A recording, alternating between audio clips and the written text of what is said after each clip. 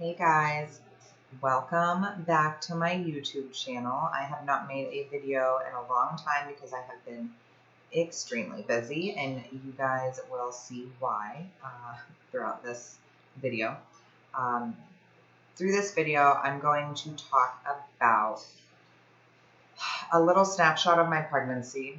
Then I'm going to go into my birthing experience, and then I'm going to finish off with all of the things that have been happening in my life or that were happening in my life the few weeks before and after the birth of baby Mila. And she's literally laying right here. So if she starts to cry, it's expected. Okay, she's sleeping, so thank gosh. All right. So my entire pregnancy was a breeze. It flew by. I felt great. I literally didn't even really feel pregnant. There were, I think, a total of 4 days that I felt uncomfortable. And all of this is on my Instagram. If you go to the story of my pregnancy, I literally do like almost day for day, week for week of how I looked, how I was feeling, my different cravings, my weight, and like the days that I didn't really feel so good, and some of my workouts while pregnant. So you guys can check that out. It is Marina B Fitness if you don't already follow me.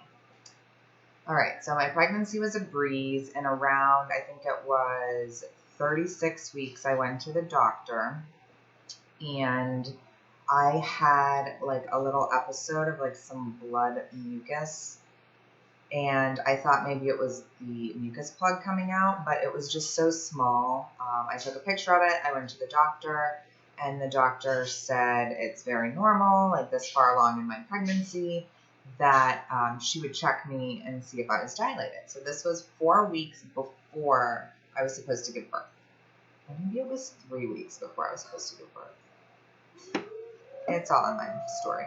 But anyways, I get checked, and she's like, okay, you're 2 centimeters dilated. And my husband's there, and we literally start laughing. And the doctor has no idea why we're laughing. And the reason we're laughing is because my husband is literally getting ready to go to California for an entire week. And I'm 2 centimeters dilated. I knew that I was going to come early. I just knew it. I figured I was always early for everything, like extremely super early, so my daughter would probably follow in my footsteps. So I come home, and that following weekend, my third from oldest stepdaughter had a graduation party, and it was 3 hours away, and I knew like I just shouldn't go. So I didn't go. The following, or that same week, I think I went back to the doctor, and she tells me, you know, you're actually still 2 centimeters dilated, but that doesn't even matter. And I'm like, what do you mean that doesn't even matter? And she says that the centimeters dilated could change so rapidly. So somebody could be literally 8 centimeters dilated for a week or 2 weeks, and then somebody else could be 2 centimeters dilated and give birth in 2 hours. So apparently that doesn't really matter. What matters is the thickness of your cervix as well as the positioning of your cervix. So my doctor tells me you're ready. The position, the thickness of your everything is you're ready to go. This was while my husband was in California. So we decided to have my father come down from Youngstown, which is where my parents live, and he stayed with me for the remainder of the week. On Friday night, my husband is driving back from California. He had been driving already for 2 days. He flew out, and then he drove back because he had to bring some assets of ours with him. So it's Friday night around midnight, and my husband comes home. So my dad and I are awake. We welcome him. My dad and him are drinking bourbon together. So this is midnight on the 14th, or technically this would be already the 15th of June. So we're sitting there for a few hours, and I notice that my stomach starts to hurt. And I'm like, all right, well, it's late. I never stay up that late. I'm like, why don't you guys hang out, and I'm going to go upstairs and go to bed. So I go upstairs, and I have the worst stomach ache. So I go to the bathroom, and it kind of goes away. So I fall asleep. Around 3 a.m., I think my husband comes into the room, wakes me up, and I wake up, and I'm like, oh my gosh, my stomach hurts again. So I go to the bathroom, and when I come out of the bathroom, I tell him, all right, just so you know, like, there's a chance that I might be going into labor or starting labor. And he's like, no, you're not, you're fine. And I'm like, okay, well, at this point, the second stomach ache came along, and it was like down my back and sitting on the toilet, literally sweating, like take off all my clothes, like kick the rug back, like trying to put my feet on the cold floor. It was horrible. But it definitely was more than a stomach ache. Down my back into like almost my glutes. So I come back to bed. Around 6, I wake up again, stomach hurts, but I can't go to the bathroom. There's nothing. It's been done. So around 7 a.m., my husband's sleeping. He's been driving for, 2.5 days. I don't want to wake him up. So 7 a.m., I decide to pull my phone out, and I start like putting the times of when I am at this point pretty certain I'm getting a contraction. I text my mom, who's still in Youngstown. My dad is still at my house. And I am starting to record times. So then I text like one of my best friends who used to be safety director for my company, or not safety director, HR. I'm sorry. And I'm texting her, and I'm like, Kara, hey, I think I'm definitely in labor. So like, yeah. And she's like, well, are you writing down the times between contractions? And I'm like, absolutely. So I'm writing them down, but it's super weird because it's almost like a contraction starts, and it's almost like it lasts for like 2 minutes total, okay? And it's pretty strong. And then I have a very small break, and then another contraction starts, but it's not as painful and it's not as long. It's like literally comes and goes. That's it.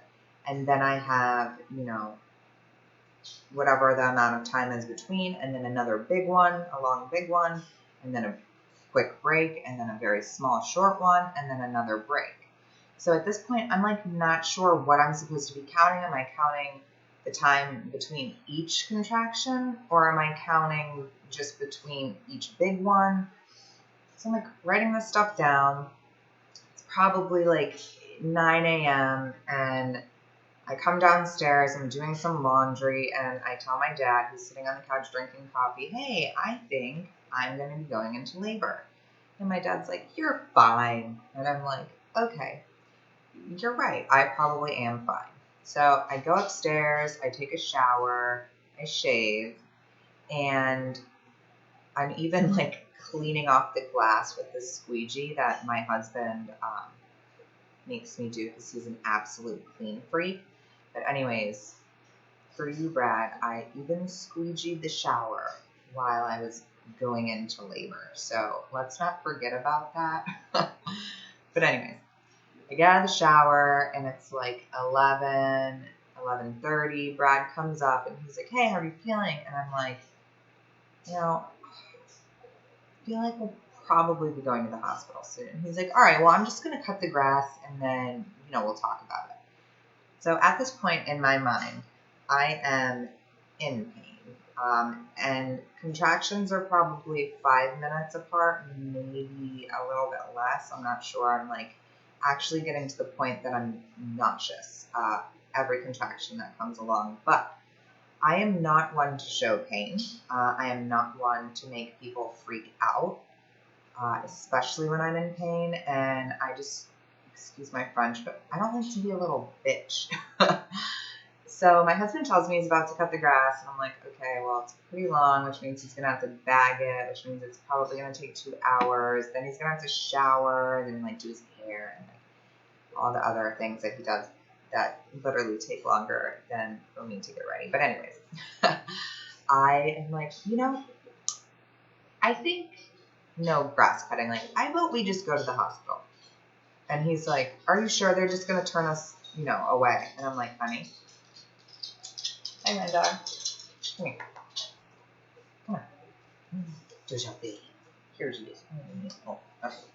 Okay, bye. So I tell my husband, you know what? We're going to go to the hospital. I am actually in a lot of pain. And he's like, really? You don't even look like it. I'm like, okay, I'm telling you, I'm in a lot of pain. So we come downstairs and I'm telling my dad that we're going to go to the hospital. And he's like doing the same thing. He's talking to my mom in Youngstown and he's like, everything's fine. She's probably going to be fine. She's not going to give birth for 24 hours. Little did they know, I was literally about to burst. I remember standing upstairs by the bed and holding my belly and talking to Mila, and I was so emotional. Nobody was around. And I told her I'm going to meet you very soon. And I'm literally getting emotional now just thinking about it. But anyways, Brad's packing my bag. I'm trying to get stuff out of the dryer. We're, finishing everything up and we're ready to go. It's about 12, maybe 12:30. So I've been in, I guess, labor for 12 hours, but it wasn't the first 6 hours were nothing. I was sleeping basically. So I come downstairs and at this point my dad can tell that I'm in a lot of pain and he's following me around seriously like a little puppy. I'm trying to get into the car, but then I feel another contraction. I just have to sit down. So I walk to the bathroom. My dad follows me. I'm no, shut the door. I sit down. I am okay, I'm just going to try to go one more time. So I'm putting myself in the car and I go to the bathroom and I look down and there's literally blood. So at this point I'm freaking out. I'm not sure if my water broke while I was using the restroom in the middle of the night. I have no idea if my water broke, and I have no idea why I'm bleeding. I didn't really do any research about pregnancy, delivery, anything while I was pregnant because it super stressed me out. Anyways, I have no idea if bleeding is normal, and I walk out of the bathroom and I look at my husband and I'm I'm bleeding, we're going. They get me out into the car. My husband's driving, and we're going to Riverside. I live here in Columbus, and it's 20 minutes away. So he's driving, and he's trying to talk to me, and I'm just not about it. I literally, if I hear anything at this point, I'm going to throw up or slit your throat. That's how I was feeling. It was horrible. The bumps, it was so bad. So we get to the hospital, he valets, he puts me in a wheelchair, we get upstairs, thank gosh we did the tour, we knew exactly where to go. We get up there, and the woman that opens the door is the same nurse that I had seen a few weeks prior when I stopped feeling Mila move, and I freaked out, so I went to get an NST, which stands for a non-stress test. Basically, they just hook you up to monitors and listen to baby's heartbeat, and then they can tell you if everything is good. So it's literally the same nurse. I instantly start crying, and I'm I know you probably don't remember me, but I'm so happy to see your face because it's a familiar face. So we get into the first room, and they check me, and they put her on a heart rate monitor, and I am 8 centimeters dilated. And they're okay, yeah, she's ready to go. And my husband's super surprised. My dad's super surprised. They bring me into the delivery room. They check me again. They let me know that my water did not break. The reason that I was bleeding was because higher up, there was a hole. And it's almost like the water was trying to break, but it couldn't break. So it was probably 12:30, 1 o'clock on Saturday the 15th. And they are letting me know that they are going to break my water. So at this point, my husband turns to me and he looks at me and he kind of sees the pain that I'm in. I'm nauseous. I don't want to hear anybody talk, especially people that I knew. Like the nurses, they were cool. But like if my dad or my husband talked, I could have killed them. And I'm pretty aggressive at this point. So yeah. So we decide that we are going to get an epidural. And it's like 1:30, 2 o'clock at this point. So the nurse goes out and tells the doctor that we're going to get an epidural. So we're waiting, and there's a bunch of people delivering, and the anesthesiologist, or I think that's who does the epidural, is busy. So we end up having to wait another hour. So he comes in around 3:15.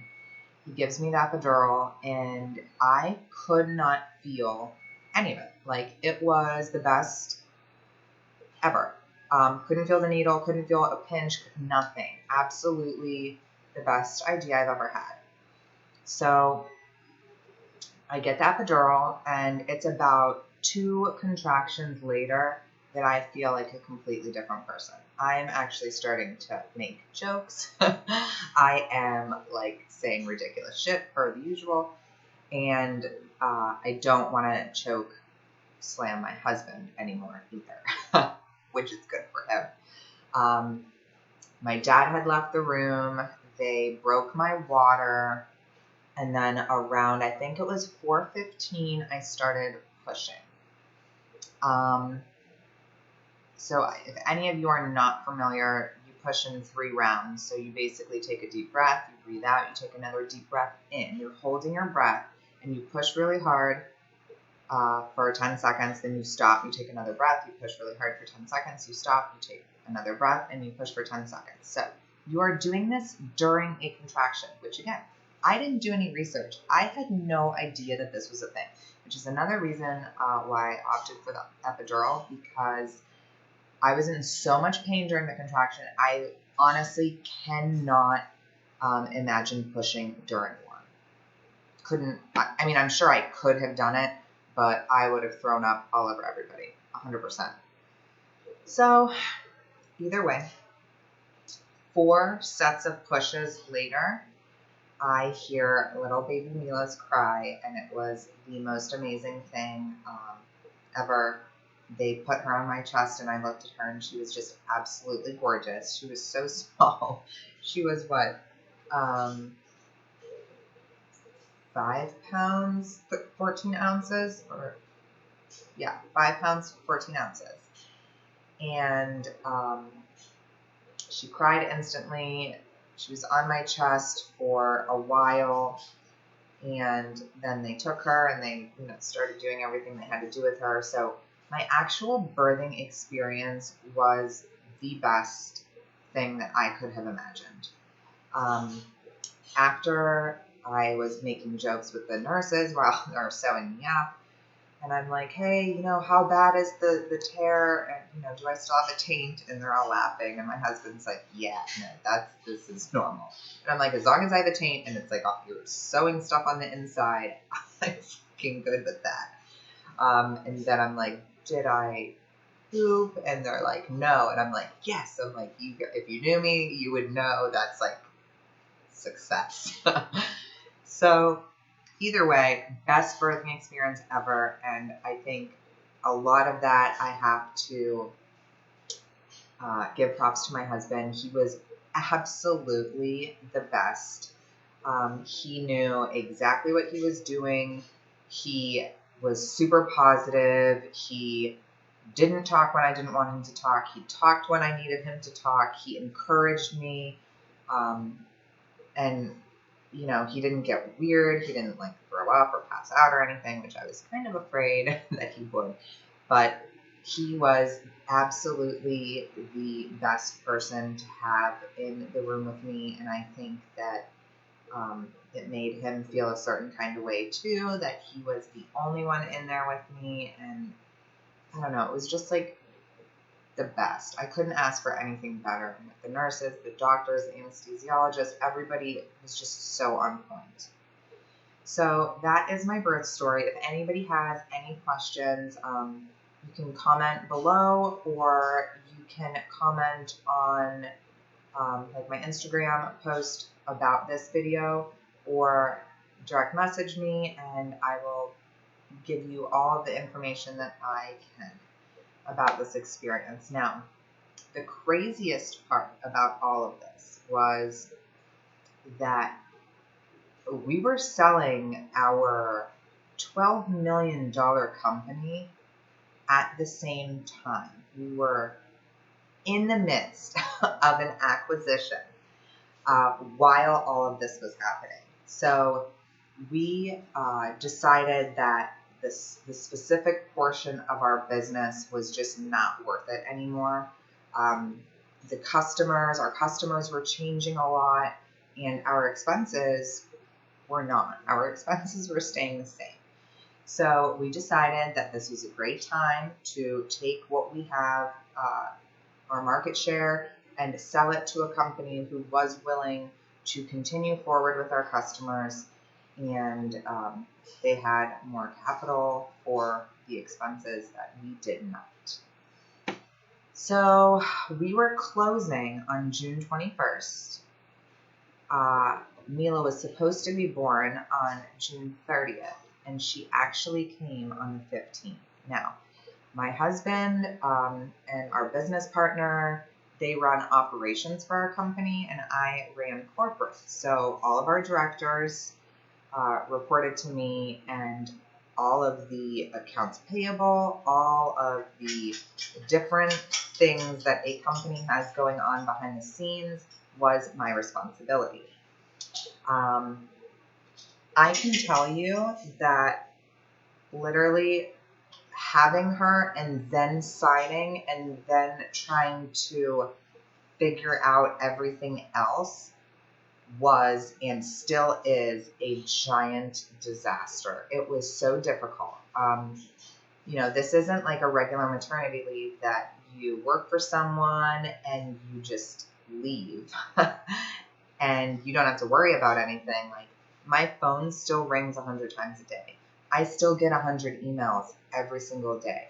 And now I am responsible for taking our 7 offices, our 120 vehicles, our utility bills, our internet bills, our garbage bills, our everything that we had at those locations, including rents, and basically making sure that this new company has everything, that I've closed everything, that I've gotten all subleases out, that while I have a screaming newborn, okay? And again, she came earlier than we thought. So if we would have actually closed on the 21st of June and she would have came at the end of June, then I would have had a solid week to get all this done. And I could have, working 8-9 hours a day, I absolutely could have gotten all this done. But she came early. It has been the most stressful thing I have ever done because I am torn between finances for my company and my child. And if I don't figure out everything that's going on financially, then we lose money every single day. So they acquired all of our assets and our contracts, from basically all of Ohio, Kentucky region. So not only did we have to track down every single truck, every single cell phone, every single laptop, every single piece of equipment, every single meter, every single tool, every single ladder of all shapes and sizes. We had to do all of this, and we had to account for every single item, or we were not going to get our full sum of money that we agreed on in the acquisition. So needless to say, it was absolutely the most ridiculous, stressful thing, and I'm still going through it. And not only that, now that the acquisition is closing up, we are finding new lines of business, more in construction versus fulfillment, in states that we've never worked before. So all of our workers come, all of our state registrations for licenses, that is all basically on my shoulders. Sorry, my realtor just stopped by. which, by the way, is something else we're doing. We are selling our house right now, and Mila is 4 weeks old. So if anybody's wondering why I still have hair, because I haven't pulled it all out, I don't know. I think it's like not even reality at this point. So I've got a lot of other videos that I am getting ready to post. I will be posting a video each week. I'm super excited about being able to be more consistent, and I am super excited to share all of the crazy things going on in my life with you guys. All right, thank you for watching. Like, follow below if you liked what you saw, and if you have any questions, feel free to ask.